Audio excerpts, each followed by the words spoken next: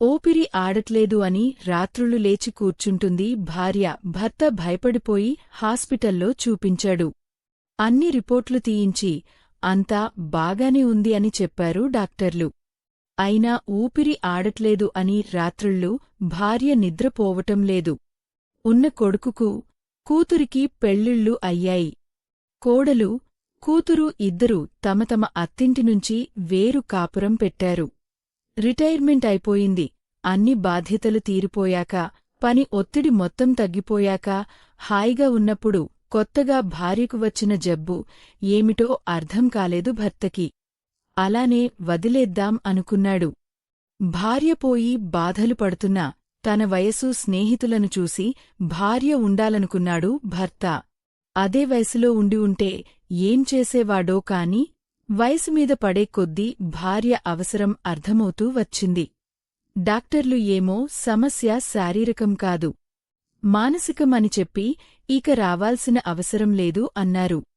లాభం లేదని కూతురిని పిలిచాడు. విషయం వివరించి చెప్పి భార్య మనసులో ఏముందో కనుక్కోమన్నాడు. కూతురు చాలాసేపు మాట్లాడింది.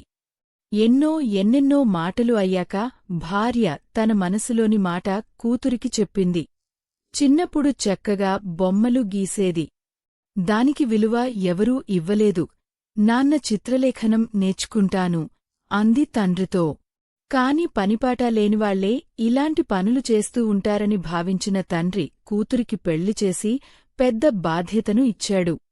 కోపిష్టి భర్త, గయ్యాళి అత్త, అప్పుడప్పుడు వచ్చే ఆడపడుచులు, పుట్టిన ఇద్దరు పిల్లలు. ఈ బాధ్యతల్లో పడిపోయింది. అత్తగారి మరణం, పిల్లల వివాహం, భర్త ఇప్పుడు చూపే మంచితనం, ఇంకా అతి ముఖ్యమైన విషయం మిగులుతున్న సమయం అన్ని కలిసొచ్చి సమాధి కట్టిన కోరిక తిరిగి మొలకెత్తి ఎదిగి మహావృక్షమే గుండెల నిండా నిండి ఊపిరి ఆడట్లేదు చెప్పింది భార్య. భర్తకు కాస్త అర్థమైంది.